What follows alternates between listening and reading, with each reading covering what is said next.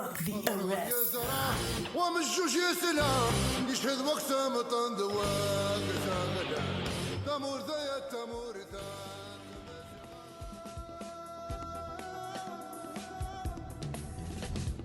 Loin de toutes les festivités que l'on voit aujourd'hui à la télé ou sur les réseaux sociaux, chez les Chaouis, Yennar est célébré généralement de façon sobre et juste en famille.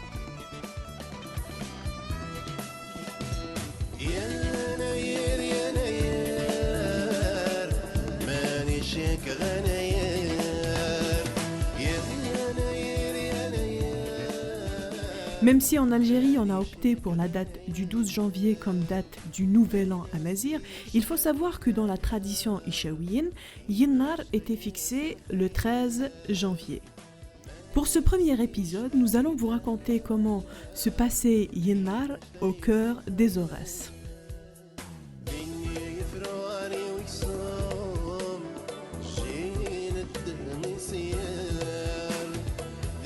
Tout d'abord, pour comprendre comment se passe Yennar ou quelques pratiques qu'on effectuait avant Yennar, il faut savoir comment s'organisait la maison traditionnelle chaoui. Donc, dans une maison traditionnelle chaoui, on avait une seule pièce, sachant que les gens restaient à la maison uniquement pour les repas ou bien pour dormir le soir. Pratiquement tout le monde travaillait uniquement à l'extérieur. Dans cette grande chambre, on a un élément très important qui est la cheminée, qui servait justement à se réchauffer et à préparer les repas. Au cœur de la cheminée, donc dans le foyer, on a où mettre le feu, et sur le feu, on dispose 3 grosses pierres qui nous permettent de mettre la marmite ou bien le tagine, justement, afin de cuisiner les repas. Une semaine avant Yennar, on doit nettoyer la cheminée, donc enlever toute la suie qu'il y a, la poussière à l'intérieur, mais surtout changer les inyin. Inyin, c'est le pluriel de inni, et cela désigne la pierre qu'on met à l'intérieur du foyer. Donc c'est un terme spécifique à cette pierre. Pour parler des pierres en général, le mot c'est azroth, qui est le singulier, avec ezra son pluriel. Mais inyin donc désigne ces grosses pierres qu'on met à l'intérieur du foyer justement et de la cheminée.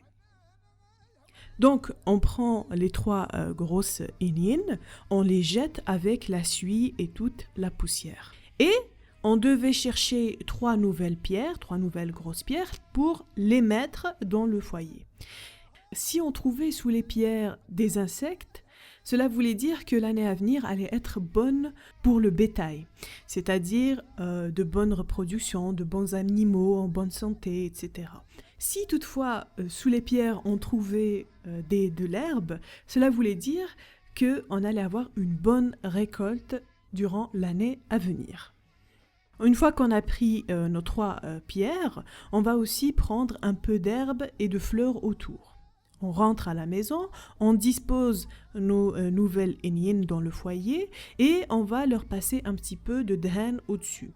Le dhan, c'est le beurre en chaoui.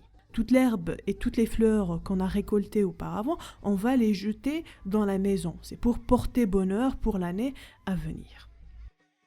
Donc tout ça se fait une semaine avant Yennar.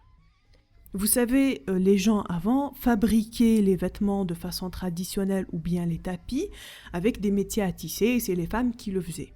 Une chose très importante, donc azta, qui est le métier à tisser, à l'arrivée de Yennar, il devait être vide. Ça veut dire qu'il ne devait pas y avoir un travail en cours. On devait finir tous les vêtements, si on en avait en cours ou bien un tapis, on devait finir de le travailler avant l'arrivée de Yennar. Azta doit arriver vide, ou l'année commence avec Azta vide, pas avec un travail en cours.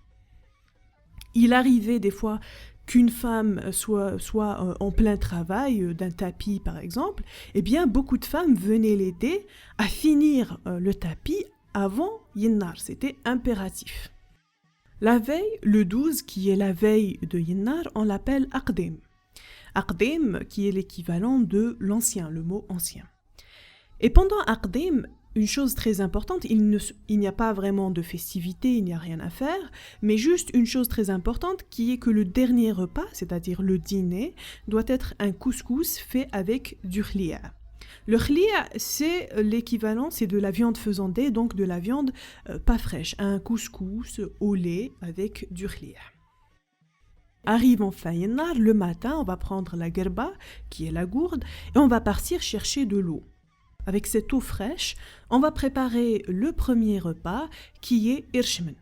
Irshman, qui n'a pas d'équivalent en français, mais en arabe que certains appellent shirsham. Ce n'est pas vraiment cela, parce que c'est préparé différemment, avec bien sûr que du blé bouilli, des dattes qu'on appelle mekintishi, ce sont des dattes dures, qu'on va aussi mettre avec du rers, on va aussi préparer du rers qui est une pâte de dattes, avec du beurre, etc. Bon, saupoudré de ruina, c'est un plat sucré qui nous permet justement de commencer l'année avec du sucre, avec de la bonne humeur, avec une réunion. Donc tout le monde se réunit et on mange irshman ensemble.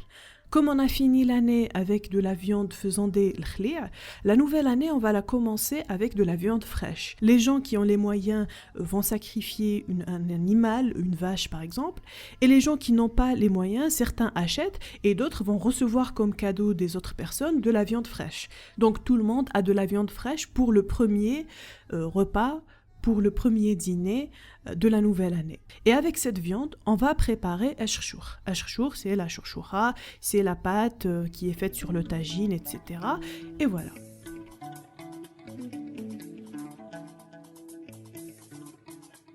Vous voyez que traditionnellement, il n'y a pas de musique, il n'y a pas de chant, il n'y a pas une chanson traditionnelle qui parle de Yennar, il n'y a rien par rapport à ça.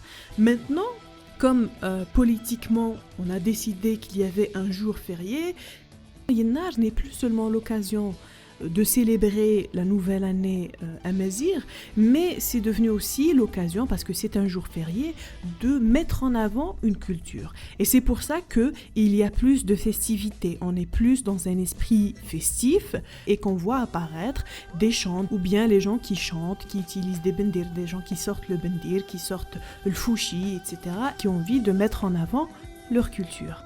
Pour cet épisode, nous tenons à remercier Madame Yemina Douchman qui nous a aidés avec beaucoup d'informations. Dans chaque épisode, je vous donnerai un petit conseil musical. Pour ce premier épisode, quoi de mieux que l'album Yennair de Ithran. Quant à moi, je vous remercie, Assegas Amigas, et à très bientôt.